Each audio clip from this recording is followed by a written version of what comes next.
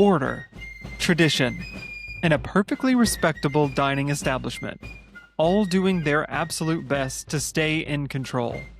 Everything is calm, historic, and deeply American, which of course means it's moments away from complete disaster, as Kermit, Fozzie, and the rest of the gang are already running wild. Today isn't about fancy rides or immersive lands. It's about a simple, thoughtful plussing with very loud consequences. All that and more, right now on Idiot's Guide to Imagineering.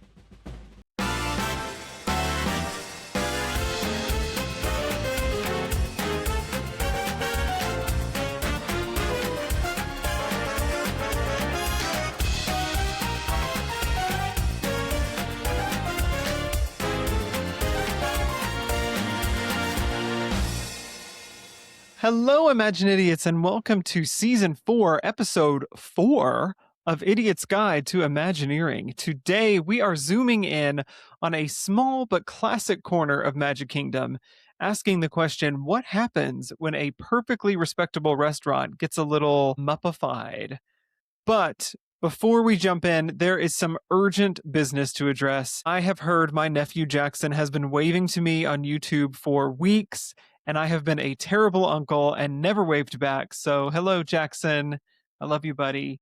Hi, Jackson. Hi, Jackson. We're all saying hi to you. But that is a reminder to everyone listening that if you haven't already, check us out on YouTube for full visuals of whatever's going on with these group of idiots. And speaking of YouTube, say hello to my co-host today, Marissa. Hello. And you might notice that one of the idiots has been temporarily turned into a Muppet. Katie is going incognito today as Miss Piggy. Hello, everyone. Sorry, I'm very, very sick and getting over this. And I always ever the professional. I'm here tonight. That's right. She pulled it together and she put on her best blondest wig. I mean, let's be real. Is she going incognito as Miss Piggy, or is Miss Piggy going incognito as Katie? Oh my That's God, true. That's I didn't realize how much you guys really have in common. You've got voluptuous blonde hair, style. Oh, wow. Y'all are basically the same. Wow. Lashes we like to die eat? for. Yes. Also that. That is true, yeah. Uh-huh. Oh, wow. This is such a great day. Thanks for making me feel better. If you're on YouTube and you can see this, she does like to eat because she's standing in front of a restaurant as well. So One of my favorites. Yeah. Is it a sign? It might be a sign. Oh. And I just want to point out, we record these episodes out of order a lot of the time. So Katie is out the next 2 weeks, and that is just a scheduling conflict. She's not sick for the next 3 days or the next 3 weeks. So I don't want everyone to think like, wow, she really got taken out by whatever this we made was. her record an episode, and that was it. Yes. She needed 2 weeks to recuperate. This is an intense one today. True. All right. Well, as always, we would appreciate so much if you could follow us on Spotify or Apple Podcasts. Leave us a review. We will read it on the show on a future episode. And you could find us on Instagram at Idiots Imagineering, where you can always stay up to date. And more importantly than all that, share us with your friends. I just know that you have an Imagineering nerd friend out there who needs to geek out with us weekly, or a Disney adult, or just someone you like or dislike. Introduce them to us. No, not the ones you dislike. I was joking. I was joking. You must truly joking. despise us. And I know your friends will thank you, and so will we. Yes, we will. Well, of course, we can't kick off a show without a prompt of the week. And today I want to know, what is your favorite Muppet memory? It could be any movie, show, park experience, any silly moment that you've loved across any iteration of the Muppets. And so, Miss Piggy, since you are a Muppet, how about you go first? Ooh, okay. Well, the Muppets were a pretty big part of my childhood growing up. I have this do you remember the Muppets had this show on the Disney Channel, and it was like a talk show, and it was like almost like a Saturday Night Live, but for Muppets? I do not remember that. Is No, it different than the Muppet Show? No, I mean, it was the Muppet Show, but it wasn't like the normal Muppet Show, because I remember it was on they the had Disney Channel. Yeah, and Prince was on. This is the episode I'm thinking of, and I remember being like, I never heard of Prince before, and I never knew what the symbol was, and I was like, what the heck is this? But I thought it was the funniest thing, and then I thought that Prince was like a kid star. And then I realized as an adult, he was not. Quite the opposite. Definitely not. And that Wow. it was called Muppets Tonight. Yeah, Muppets Tonight. Oh. Yeah. That sounds familiar. And so it was like a fun little twist on things. It was like on 7 o'clock at like Sunday nights. And I was maybe in like intense photo of Prince just standing in the middle of all these Muppets. We're going to have to post this somewhere. I want to watch this now. Yeah, so do I. Mhm. It was like on YouTube, right? adult Muppets kind of feel. It was like older than I was than the normal Muppet babies I was watching. So Wow. did I unlock something you've never known before? Yeah. Yeah, I've never heard of this. You're welcome. You're welcome. 1997. So yeah, that's definitely like peak childhood for us. Yeah. Right. Okay. Yeah, that was the Something new Saturday. to watch. That's what I got over my Sunday scaries with as a child. Muppets was Live. Muppets Tonight. Sunday Scaries before you knew they were Sunday Scaries. I felt it. There wasn't a name for it back then, Oh, but I knew what it was back then. I knew what it was. We all felt it. Worst. All right. Well, Stephen, let me know your best Muppet memory. Mine is also going to be a deep cut that I don't know. I'm sure the two of you remember. Do you remember the Stars and Motor Cars parade at Hollywood Studios? Yes, or I think it was MGM at the time. And it was this parade, for anyone who's never seen it, where all these characters came out and they rode in like old cars, and it was very like old Hollywood, but the cars were like themed and designed as whatever the character's theme was. And so the Muppets had one, and it was life-size character performers of Miss Piggy and Kermit, and they were in this car that had like a blimp above it that was all like I Muppet forgot themed. about that. And it was just so unusual, and like you can't see them like that anymore. They're always in their like puppet Muppet mode. So I think that was kind of one of the last times you could see them as full life-size characters. That would be so weird, actually, to see them as like walking around the parks today. Right? Like maybe we'll get that in their new all courtyard. there's all those pictures of when MGM was opened, and they were there for like the opening commencement speech. They were standing like a big next deal. to That was Eisner and yeah. That was their heyday. Mm-hmm. They were the 90s. I just looked up. I'm sorry, I'm just on a Googling rampage today. I just looked up that the car from the parade with the blimp. Yeah. Those were good days. I forgot They about really this. were. That should be my background picture. Yeah, Kermit's just hanging out in like a white suit. It's Sounds great. about right. Yeah, he's old Hollywood. Now I need to see this. Hold on. What is this? Muppet car. Muppet car, just Muppet car. Muppet Car Stars and Motor Cars, or MGM. The parade made its debut on October 1st, 2001. Wow. I think it ran up until 2008. Wow, you're good. The parade ended on March 8th, 2008.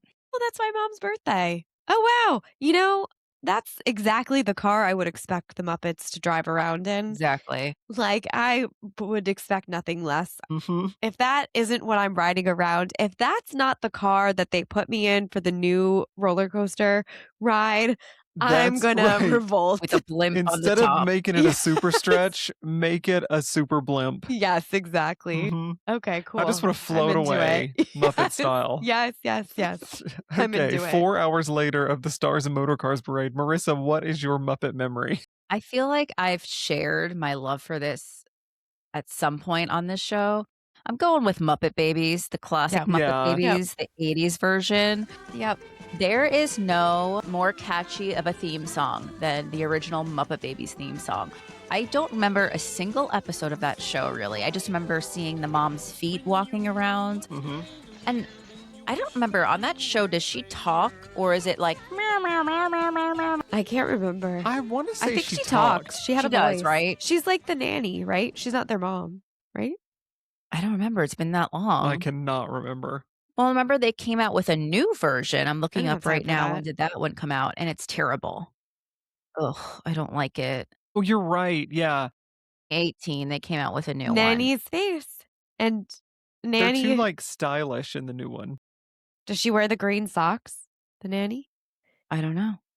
Well, I don't even remember there being a nanny in the new one. I only watched a couple episodes. who's watching the babies?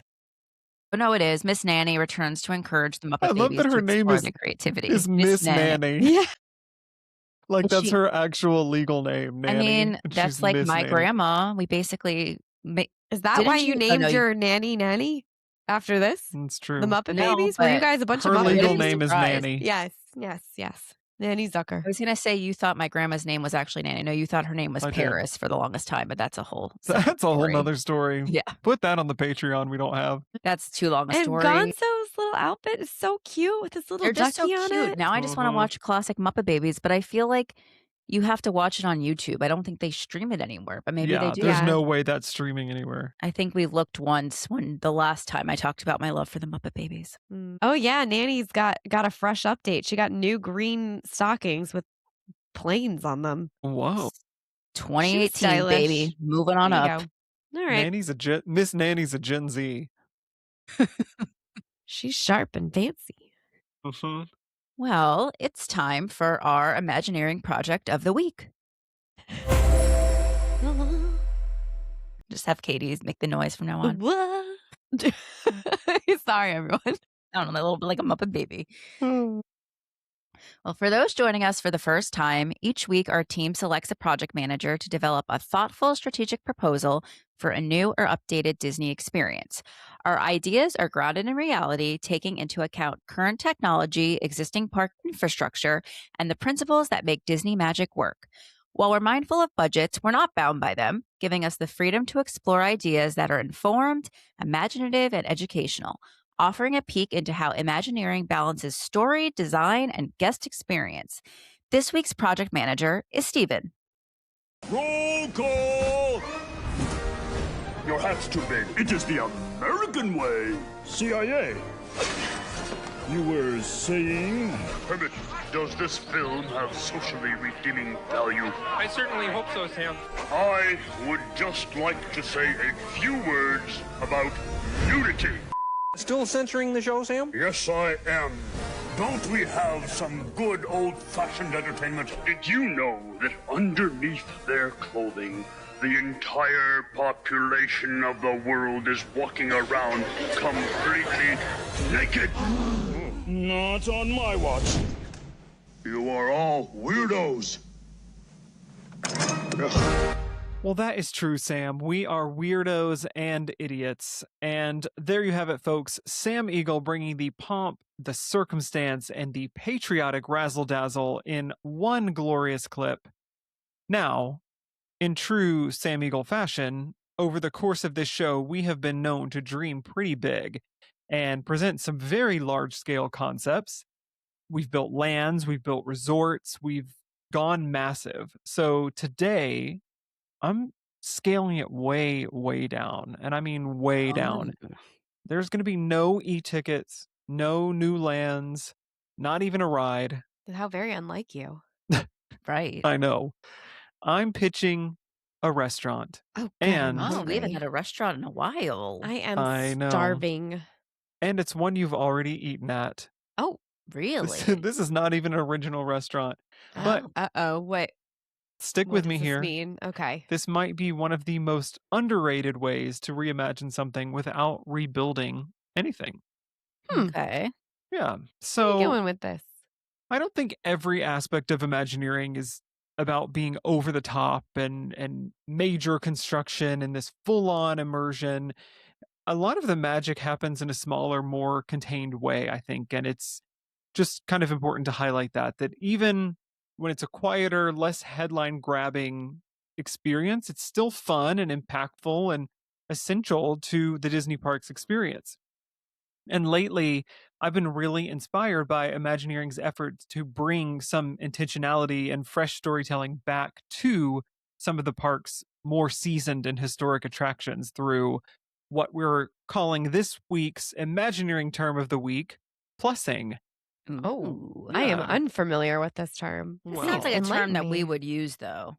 Yeah. Well, plussing is the principle of taking an existing experience, attraction, or space and improving it thoughtfully, adding layers of story, interactivity, or guest engagement without replacing what already works. Oh, you're plusifying it. Plusifying. She's gone from Yeah. plussing to Yes. plusifying. Oh, I get it now. I I get feel it. like I'm going to Yeah. use this term in everyday life, though. Yeah. Just plus it up.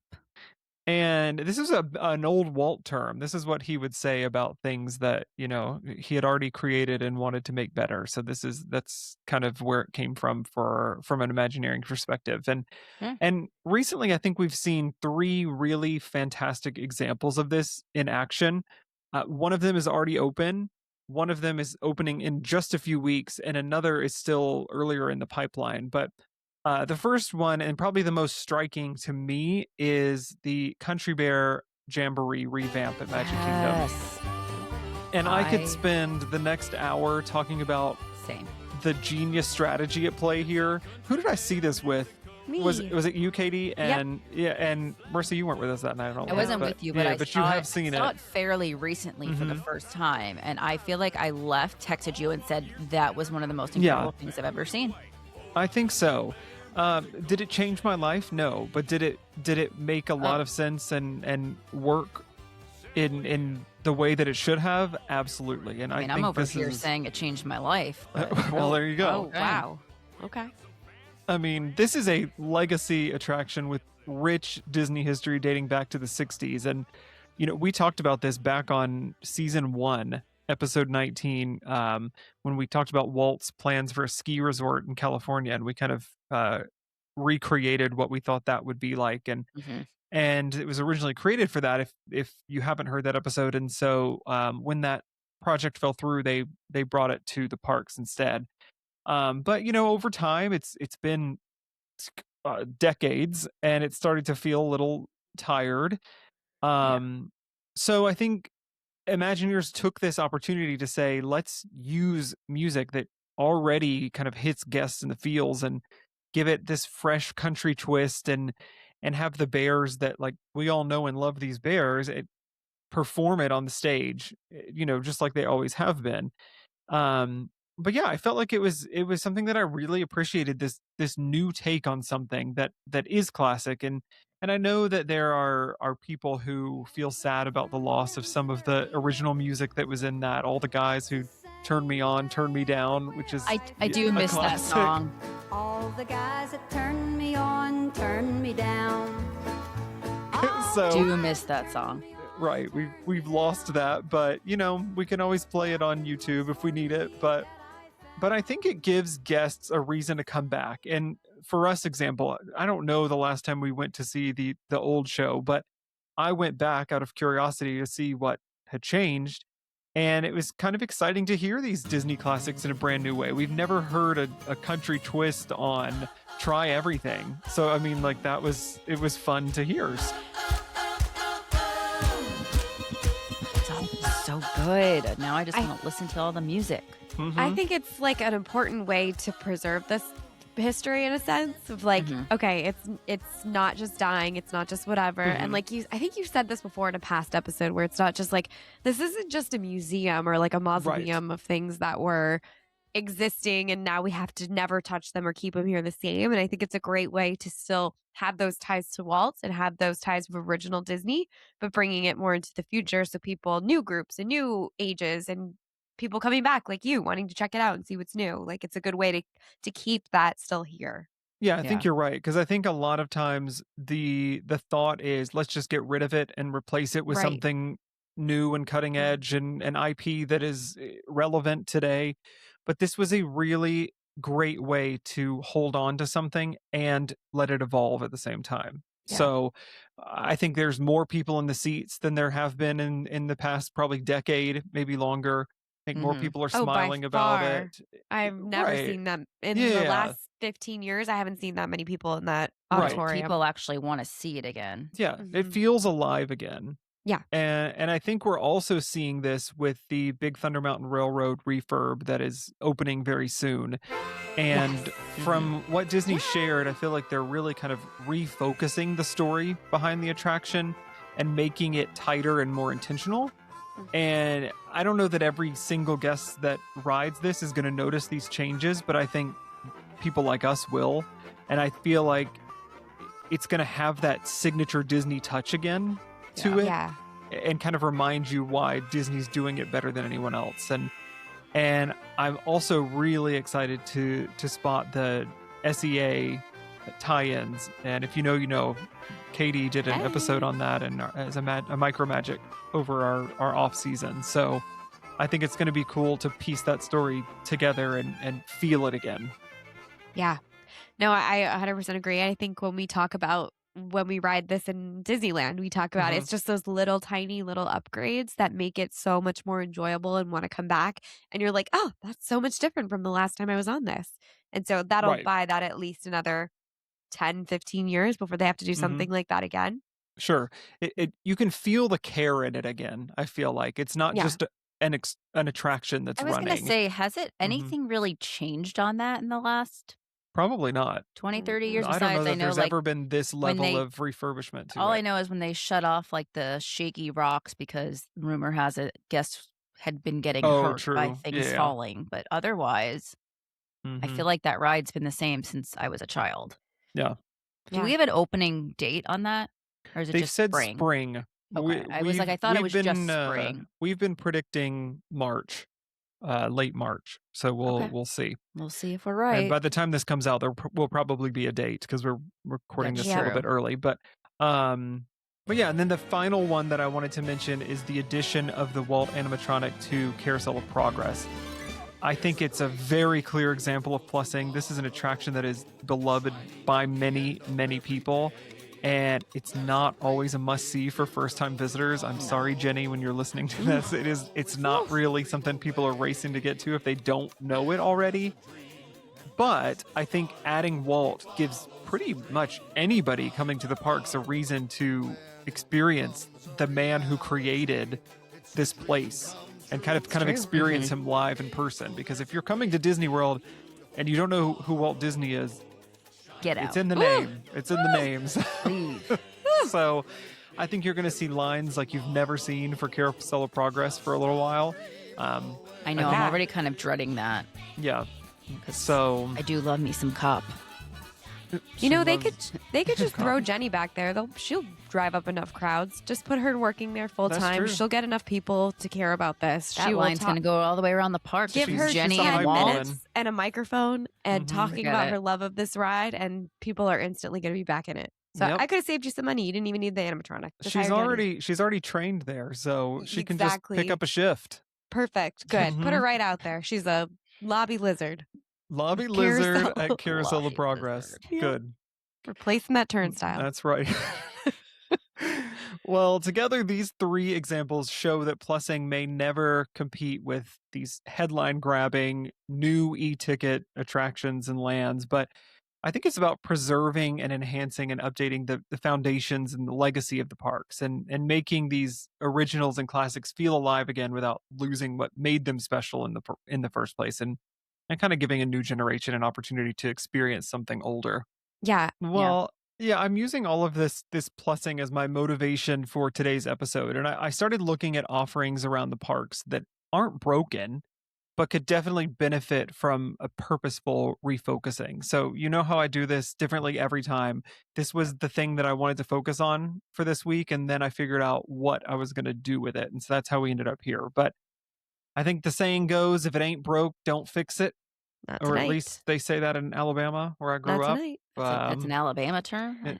Is that an everywhere term? It's an everywhere term. Good. But I think it's a world term. I think Cogsworth even says it, if it isn't broke.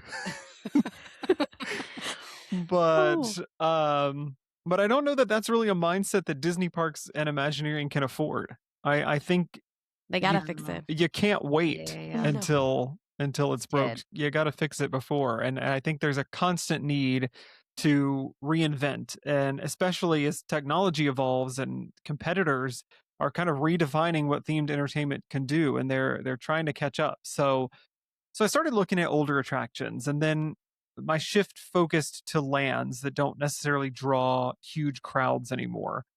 I briefly considered taking a pass at Hall of Presidents, given how polarizing it can be nowadays. That's true. And I decided to pull back and take a wider look at Liberty Square as a whole. And with it soon becoming a pass-through entryway to the brand new Cars and Villains land, it could feel a little bit dated in comparison if it's not maintained and plussed. So That being said, I'm sure that everyone listening remembers that Katie and Amanda did an incredible Sleepy Hollow re-theme to Liberty Square back in season 1, episode 14. And if you don't remember, go listen now. That's right. We'll wait. That's right. Here, we're pausing, and you're back. And we're back. Good.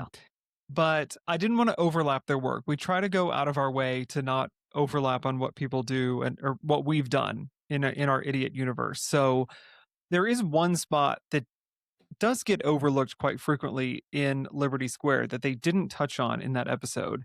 And now, of course, diehards like us, and probably most of our listeners, would not consider this restaurant forgotten in any way. No. But if you think about it from the perspective of just an everyday guest, is Columbia Harbour House really a dining destination that people are seeking out? If you're not, you better. Yeah, I mean, I'm there for the hush puppies and the. I'm there for the Thanksgiving goodness and love. We know what's up, but does the average Joe walking in? It's kind of feels like more of a walk in while hungry stop. Like you're passing it and you're like, "Oh, I'm hungry. Let's eat here." No, that like for someone who isn't us, and they're gonna kind of pass by it without giving a second thought if they're not hungry as they walk by, and. So that's kind of why I thought maybe this is the opportunity to send people there intentionally. Yeah, because they got rid of the hummus sandwich from all those years ago. You know, guys. The hummus sandwich and the tuna sandwich. To go there anymore. And you get 2 sandwiches and you share them with a friend and you each go halvesies and you have the best sandwiches ever. She I don't hasn't have been time back for since. sandwiches. Yeah, I need to have Thanksgiving. Katie's on her great movie ride. Thanksgiving's not there. Oh. That's Liberty Tree. She's across the street. She's across the street. I left altogether. Katie's moved on to Thanksgiving dinner, which is fine. Katie's eating her way around Liberty Square. Sorry, right everyone. now. I've had a lot of She's on a lot cold of medication. medicine right now. She's on that Dayquil drip, okay? Sorry. Well, I'm hungry. She's hungry. I Okay, want bring it back. Tuna Bring it sandwich. back to Columbia Harbour House over Hummus here. sandwich. Come back to this Yes. side of the street. Done. Now they have that lobster roll. Okay, that's Marissa's going through the trash. whole menu, so we're gonna They may Wait, or the may not lobster have- roll is trash? That I haven't had lobster it. roll there is trash. It's disgusting. I had it once, never again. I literally did. I pull up the menu. I sure did. She did. She's gonna read it off on the Patreon that we don't have. So, well, I'm gonna give you a little bit of context about Columbia Harbour House. It opened in the summer of 1972. It was less than a year she after Magic old. Kingdom opened, so she's an old girl. And it was originally designed as a quick service eatery with a colonial New England theme, and it's always been smaller and cozier than other Magic Kingdom restaurants. And it's kind of tucked along Liberty Street's winding paths, and over the decades it's remained mostly unchanged, which makes it the perfect candidate for a plussing project, if you ask me. I do love when you're walking around upstairs in there, though. The wood creaks. It just does. so You can feels feel old, the- homey, and old. old so I hope you ancient- keep the creaking floors and whatever you're Do you planning. feel We like will you're not in the take those old out. Columbia Harbour House when you're in there? Yeah. Oh. I feel like I'm in. I stop myself. Say, I feel like I'm in the American Revolution. I Yes. apologize That's to any of great. our friends overseas listening to me. And We do have attempting an quite a accent. few. I know we do. That's one of our most I downloaded know countries we outside of the do. US. So hope Now that y'all I've enjoyed offended that. all of No, them, no, and they're no, not it's listening to different. us anymore. It's different because it's Americanized. You came here, so you lost it. It's a little wonky, your accent. It's fine. It's fine. That's right. It's- That's right. Yeah. It's It's already on the verge colonial of American. Americanizing. Colonial American. Mhm. Colonial American. There we go. Yeah. All right, handing it back to you, Stephen. Thank you. In my research, I found that there is no official backstory for Columbia Harbour House. It is really just How un-Disney. No, I know. It's Yeah. just really tied to the theme of Liberty Square itself. So there's no true story here as far as I could tell. If someone knows it, please reach out to us and we'll tell Yeah, that hit us story up. on a future episode. I would love to know, but I could not find anything. But it's just kind of meant to evoke this colonial New England style eatery and very typical tavern and seafood style house from the Revolutionary era, which Marissa is living in right now. Mhm. And some fried fried. Don't they have Yeah. fish and chips? Yes, yeah. Fish and chips, Yes. fried shrimp. Mm-hmm. Oh, yeah, the fried shrimp. They have a good salmon. They do have salmon. That's good. This is Time why for we salmon? can't Give me do that an fried. episode about On food Sorry. because the two of them, they'll just start talking about menu items. We and can they do this just- for hours, Katie They're, and I. they're like tasting it in their minds as they talk about it, and then we'll never get anywhere because they're just snacking on a trash lobster roll or the. I'm not what- snacking on that thing. 'Cause I'm never having it again. She's not Never having a having a good- nosh of that No roll. nosh on the lobs. Just thinking about the hummus sandwich. The hummus sandwich. Okay. Well, with the success of Beacon Barrel at Magic Kingdom, which I finally got to experience, which Oh my God. it was a I'm lot so of fun. Jealous. I'm so jealous. And the Haunted Mansion parlor on the Disney Treasure, I think it's clear that reinventing themed dining experiences is really something that Disney's investing in and they're excelling at. This is something that I can really give like 2 thumbs up to Imagineering on because they have really found the way to get this perfected. So I want to do that today by bringing Muppets to the Columbia Harbour House. Oh, I'm ready That's to right. eat fish and chips with Miss Piggy. I just see them fitting in there because of that old, I'm sure you're going to talk about it, but that old attraction that they had for a little bit. I am going to talk Oh, Oh, I about thought you that. said you You're right. couldn't. And I was like, wow, okay. Well, Rude. I'm going to set this story up. So picture this. Okay. It's the end of the Revolutionary War, and Liberty Square is buzzing with excitement. Columbia Harbour House has been unofficially taken over by the Muppets as their headquarters for post-war celebration. Kermit is trying to keep everything on track. Fozzie's cracking jokes between parades. The Swedish Chef, well, he's in charge of the feast, which you can only imagine is not going exactly as planned. And no one's quite sure where Sam Eagle is. Last anyone heard, he was going on and on about judging a barbecue competition at a smokehouse in some Woo! neighboring colony called Epcot or something. Yes. I'll go with him. That sounds Yeah, I'm going over there. delicious. So, in his absence, Statler and Waldorf have naturally stepped in, offering their enthusiastic commentary on everything. Of course. Mm-hmm. Wake me when the show starts. It's already been on a while. Wake me when it's over. I'm going to eat with them. So, the restaurant becomes this chaotic hub where music and laughter and classic Muppets antics meet the historical moment. And this is not just a meal, it's a full-on post-war Muppet celebration. You know, I have always wanted to celebrate the Revolutionary War victory with the Muppets. I know you Is there have. any other way You- to celebrate? You've been dreaming of this since the Muppets Tonight. Since the Revolutionary 1990 War. Since the Revolutionary War, back in your teenage years. Yep. Now, So youthful. Now, before anyone out there jumps on me for adding IP to what's left of non-IP spaces, I need you to hear me out. Just shut up is what we need you to do because it's the Muppets. Okay. She's She's getting spicy. spicy for the Muppets. And first of all, I get it. I hear you loud and clear. I think I can speak for the rest of the idiots. We're the first to agree on a personal level that we don't have to add IP to everything. But second, our show works best when we use recognizable IP that listeners can immediately connect with. And we've talked about this before, but that is kind of what makes this show work. And third, Liberty Square is one of the most IP untouched areas of all of Walt Disney World. So Yeah, that's true. I believe that a single restaurant reimagining can actually help restore some of the charm and draw that it once had in the pre-IP park days. I think when you think about it, obviously the Haunted Mansion is there, so people are spending some time. Outside the Haunted Mansion, what are people doing there? That's true. I was They're gonna dipping say- and going somewhere else.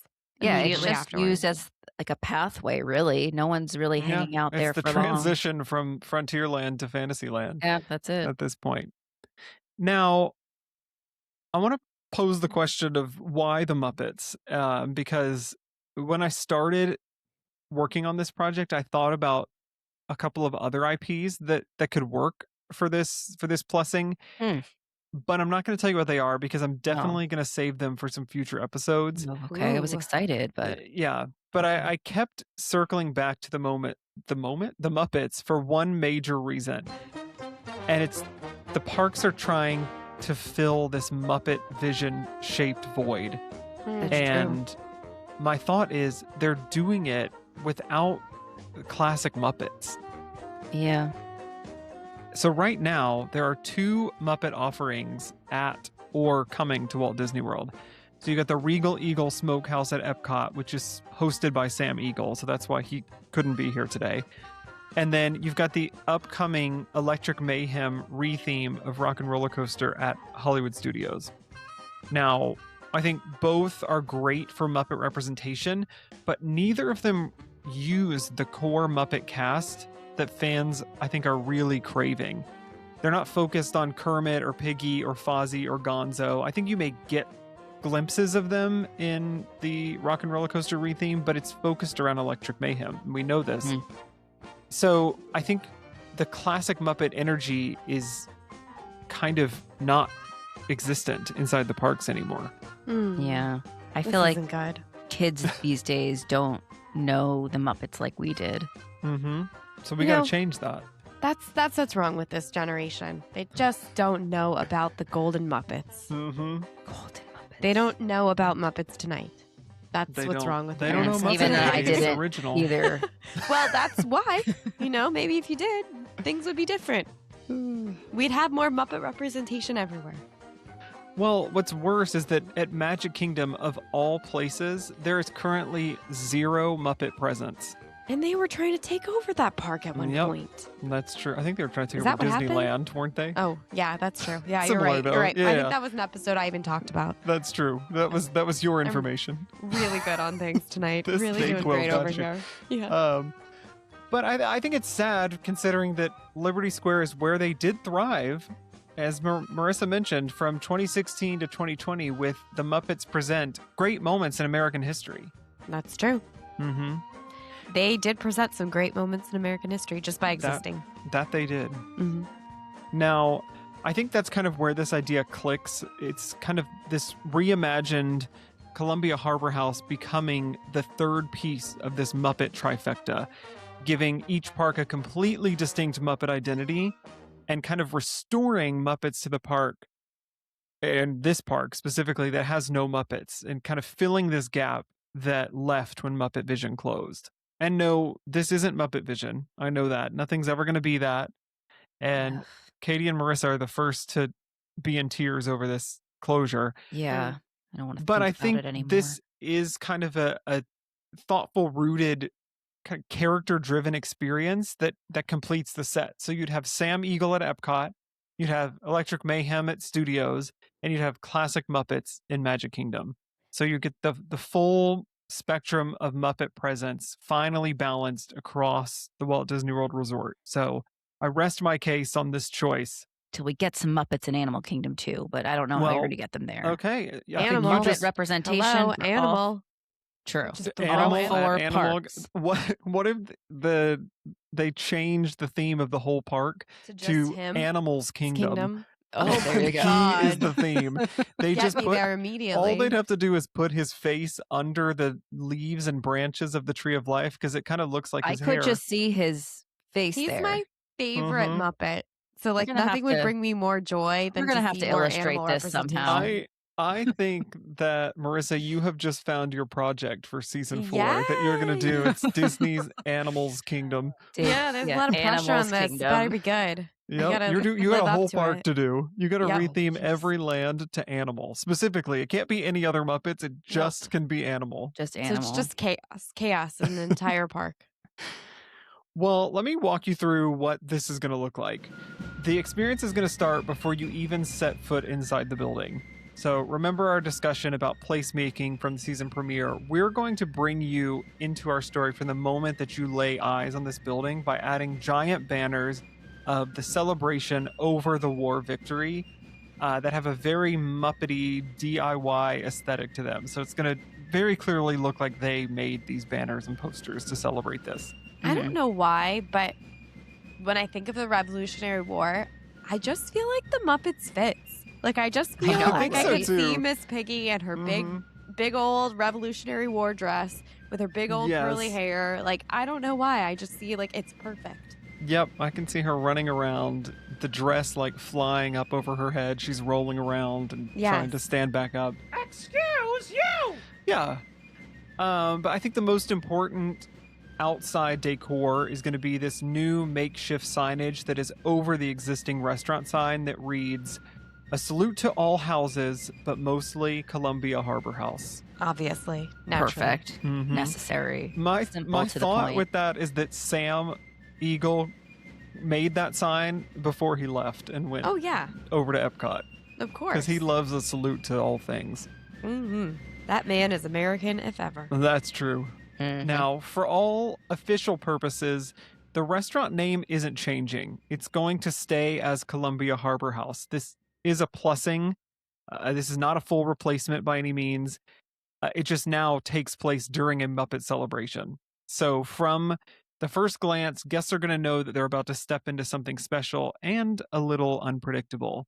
Okay. So as you step inside, you'll notice the restaurant layout and aesthetic has not changed at all, but the details are going to be Muppified. So framed photos of colonial rats, Yes. Kermit in his soldier attire. Oh. No, Miss Piggy will not be dressed as the Statue of Liberty, considering that did not exist yet. That makes So, sense. No, she's a that's revolutionary just, princess. She's a revolutionary princess. And the restaurant is going to be chaotic in all the right ways, and it's really going to blend all the Muppet nostalgia and humor together. Obviously.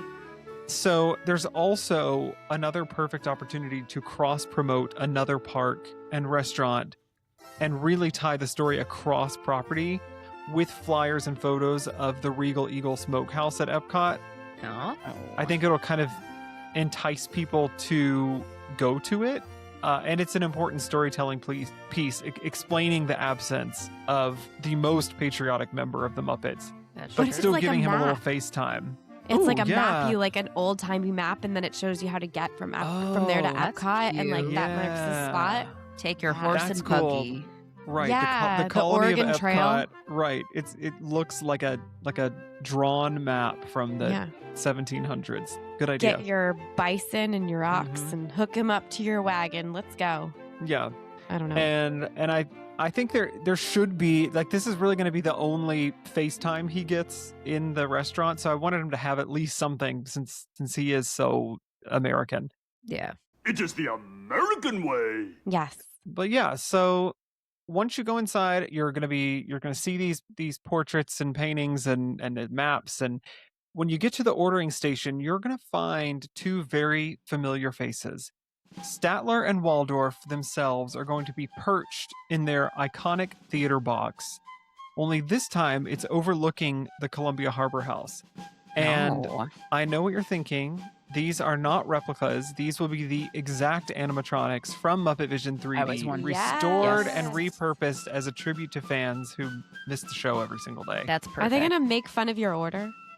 Well, in true Statler and Really? Waldorf fashion, they're going to be heckling you instead I'm of the gonna get Muppets. so nervous. You're like, do you really need That's that right. third serving of fish and Yes. chips, ma'am?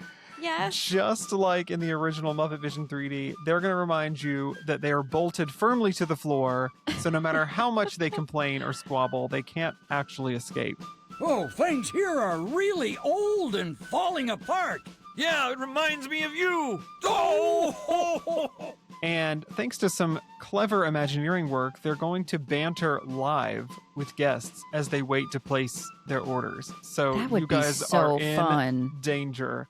So they may comment on your outfit, whether it's not red, white, and blue enough. They could question your taste in sandwiches, you know? Obviously, yes. So And this they is could going to be ask- my new fear. Like Steven's scared Right, of going this on is Crush or what's that thing? Turtle Talk with Crush or Yeah. This is Monsters going to be Inc. my Laugh new 4. fear unlocked. Yeah. What if This they is look my at you, Marissa, dream. and they ask why you want to eat something called the Harbour Hash? Is that an Why actual not? thing? What Yeah. is the tell us about this Harbour Mhm. Hash? Is this new? This is something that's on the menu currently? It is now. Oh, okay. I was like, Marissa's going to be getting it. Okay. No hummus sandwich, but you're getting the Harbour Hash. Hey. hmm And they might even argue with each other about which guests look most confused. Well, that'd be me. Mhm. Always, it's gonna be, always it's gonna me. be Katie, Miss Piggy over there. I feel like you're going to get a ton of people now who want to go in there. Yep. I'm waiting to pick up my mobile order, confused. Yep. What line am I supposed to go in again? What number? So I thought about this from a realistic standpoint, which I know everyone hates when I do that, but I think you'd have to really consider slow periods outside of peak meal hours, because from an operational standpoint, it doesn't make sense to have someone constantly running these animatronics if there's no one around to heckle. No, but it should just be random. That's even better, because then you right, don't so know. there's talking to no one. Well, no. I meant like random times, like sporadic times. Oh, right. So Like, it's you like don't whatever, know. it's busy Yeah. or whatever. Yeah, and that's how you keep it. Right. But is it going to make the restaurant like too busy there? You can't even like get your food and eat That's a because good everyone's point. going know. in there. You don't know when it's going to happen. You don't know when they'll talk to you and make fun of you. That's true. Is that why you're saying they're going just for Well, that? that's what I'm saying. Are people just going to go in and just, like stand around waiting? Well, the wait for the line is going to be out of control. So we'll have someone at the door monitoring Animal. peak hours. You can't just come in and have watch. animal You there. can't Animal just come is the stand around. bouncer. You've got to be placing an order. So yeah, I thought it would be a good idea to have a B mode for them, so they can still kind of have these like pre-loaded quips and gags, but it's less interactive. It's more just kind of talking to, or set like out they're just instead talking of to each other. Right. But yeah, so at least it keeps some liveliness to the restaurant even when it's quieter. Do you want dessert? Yes, definitely. I thought you weren't hungry. Oh, I thought you said, do you want to dessert? Oh! Well, that sounds like a good time. Yeah. I also want to point out that a lot of people are hopeful that the penguins from Muppet Vision are going to be used in the pre-show of the new Rock and Roller Coaster. They're visible in the concept art, so I'm just continuing the new home placement for these animatronics from the show. I think we need to salvage as much as we can from Muppet Vision. Now, after you place your order, you're going to step closer to the pickup window, and if you pay attention, you'll notice that you can see straight back into the kitchen, like most Disney quick service restaurants. But here, the kitchen staff is going to look a little bit different. Instead of a traditional window, we're going to install an LED screen behind glass to give the illusion that the Swedish chef is wreaking havoc on the kitchen back there. That's The amazing. illusion. Like it's not really happening. Right, he's actually doing it. So chicken feathers are going to be flying, pans are going to be erupting in flames. There's chaos in every direction, and he's humming his gibberish, just completely blissfully unaware over there.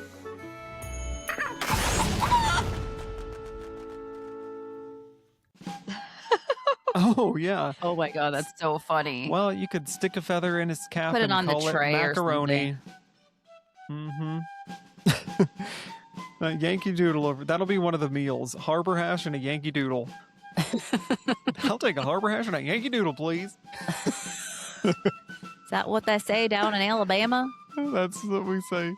Well, as you can tell, I love a callback to one of our previous episodes, and back in season 2, episode 13, I would be remiss if I didn't discuss this, but Katie and Marissa reimagined the Muppet Land that was originally planned for MGM Studios. And, interestingly, we learned through their research that the original plans for that restaurant, for that land, included a restaurant when it was this Swedish Chef kitchen is a little homage to that concept.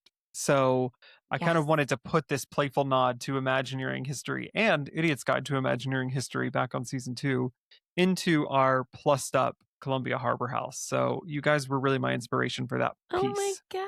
I was thinking about that welcome. restaurant and how we talked about like having the little rats running around and stuff. Yes, So, in like the vents and things. Yeah. obviously not real ones, guys. Fake ones. No real rats. Well, of course, the actual seating areas of the restaurant are going to be fully decorated to support the Muppet Revolutionary Celebration. But if you head upstairs, you may get a different experience. For the seats facing the window to the Haunted Mansion, you will notice the decor resembles something a little more ghostly. And as a nod to Muppet Haunted Mansion, it felt like the absolute perfect way to incorporate them into the fun. Here you will see paintings of some of our Muppets as they appeared in their corruptible mortal state. Oh. But maybe their eyes are following you, or their heads are disappearing as you walk past their photos. Well, that's fun. I feel like Yeah. Muppets Haunted Mansion has no representation besides on Disney Plus. It does Halloween now. all year round. In my mind, it has a lot of representation. Yep.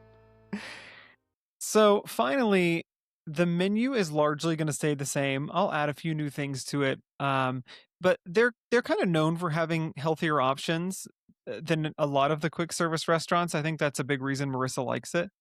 But Yeah. nearly everything is going to be given a Muppet style name, and some ingredients are going to be upgraded for a little extra touch of whimsy. You know, we love a little whimsy around here. Mhm. We sure do. And I think that's kind of all part of the Imagineering goal is really just enhancing this guest experience and layering in this story and this interactivity and celebrating the legacy of what made this restaurant great in the first place, because it is great. Now, the fun doesn't stop there. Oh, no. As the self-proclaimed king of entertainment that I am, I've got 2 more ways to really plus the plussing of this plussing. Whoa. I hope there's musical numbers. Well, I thought it might be fun to bring the fife and drum corps back to Liberty Square Stop. for the celebration. That's amazing. I did my research on this, and back in the 70s, you could actually watch a short parade of these war instrumentalists in Liberty Square. I've seen videos of that, I think, online. Yes, they were moved to Epcot in 1980. So for about 8 years, you could see this. 9 years, you could see this. And since we're celebrating the end of the war, it felt like the perfect way to add energy back to the streets outside of Columbia Harbour House. And I'm a big fan of putting energy back into spaces that are tired. And I think and this isn't necessarily a specific space, but I think something that it makes me think of is bringing back a nighttime parade to Magic Kingdom, and having Starlight gives this energy back to the nighttime experience at Magic Kingdom. And I think it's simple things like that, by adding some liveliness, can really just make a whole space feel alive again. And I thought about another way to even plus that. You're plussing the plussing. Plussing the plussing. You could have Kermit and Miss Piggy riding in a horse-drawn buggy. This is fun. And add some signature Muppet flair to this to go hand in hand with the restaurant. Oh my God. That is amazing. Mm-hmm. And I don't think this has to be a long parade. It's just enough to bring some streetmosphere back to Liberty Square, which has really not gotten any, as far as I'm concerned, Nope. in the past decades. I can't think of any. There's no sphere. Mm-hmm. Well, now it is time for my glorious 3-hour finale. You got a minute and a half. Oh, crap. So, this episode's already so long. What if we set up a permanent Sweetums meet and greet location on the patio next to the restaurant? Oh, didn't see that coming. I just know Sweetums is sitting around unemployed waiting for Poor work guy. over at Hollywood Studios. So bring him over to Magic Kingdom and let's really continue the legacy and the spirit of Muppet Vision 3D. That's, what I'm the most enraged about. There's not enough Sweetums representation Right. No, around there's here. not. And, He's a great guy. and how could you assume he'd just be unemployed? How do you not know he'd have a big job lined up somewhere else? Well, he could. You're right. Yeah. I just haven't seen it yet. Disney hasn't given us any. Maybe your nighttime parade will just be Sweetums walking around with lights. That's the nighttime parade. Deserves a break. He really did a lot of work on Muppet Vision. With He that did. He was flashlight searching coming with out that into the flashlight. audience. Mhm. He was really Making working sure everybody hard. was safe He when had the a lights went out. Pivotal role in our reimagined Yeah, ride as well. He's pivotal. Yeah. he did. But I'm just thinking, picture him decked out in like his colonial best. Yep. And he's surrounded by this like majorly patriotic set that's like Give him some kind drums. of wild looking. I was thinking, like, what if the like backdrop is like these fireworks, like those like rocket cannons that have like this hissing steam coming out of them, and like and it's spinning maybe around. there's maybe there's like an occasional puff of smoke that goes off that just like he's like, oh, sorry. My God, he And- dresses up like Uncle Sam and like full on, like Ooh, red, white, yeah. and blue suspenders and all. And he's coming out there and he is the epitome of America. Yeah. That's what this is. I think this is really just the type of thing that drives it home that this is alive again. Yep. Need us to create images of all these ideas you've had, Stephen, I know. because I'm like they look picturing so ridiculous in my brain, so I need to see them in Just start front of me. painting, Marissa. You like to do Marissa, art. can you start painting? Yeah, craft us some pictures. This is the kind of thing like I can see the concept art that Disney would release for this very specific meet and greet. And I can see the colors, and it's like something that everyone would get excited about. It's Just absurd. like the day that it's like this just simple thing that they just released concept art for. People are like, yes, that is something I want to go see. And like you got the influencers out there on day one that are like, I'm going to be the first one to get my picture with him and post this everywhere. I think Disney is, I don't know what is holding them back from taking these opportunities to just add more. And there's probably a million reasons, but one is they haven't hired us to run the show. If they did, true. there'd be That's true. Sweetums everywhere. All right, there'd be Muppets everywhere. Honestly, just call this a Muppets world, okay? Walt Muppets it's a world. Muppets world, and we're lucky to be living in it. Yes, exactly. Thank you. Well, to me, this kind of upgrade shows two sides of progress at once. I think it's a clever way for Disney to win on both ends of the nostalgia argument. And rather than just seeing this as a modern change, I think it's a dual approach. I think you're preserving the nostalgia of a classic restaurant, but evolving it in a meaningful way with new enhancements. And I think you're taking a space that's been around for decades and layering this IP that carries its own weight and blending the two to create something that's very fresh, but also very familiar. Like everyone is going to buy into that. It's a win-win for them. And I think with the new Muppet show that's premiering on Disney Plus next week and the upcoming Rock and Roller Coaster Retheme, it's clear that Disney is recognizing the long-term appeal of the franchise, but neither of the current park offerings are really satisfying fans with this classic Muppets experience. And so my project here really is, the goal is to complete this trifecta and give Magic Kingdom its own Muppet experience. And to me, it's very simple. It's very low investment. There's not much that they have to do. They're recycling old animatronics. They're adding some decorations. It's very high impact with low investment. And I think it really kind of fills a void that people are feeling from Muppet Vision 3D. Yeah. Fill my void. Fill it up.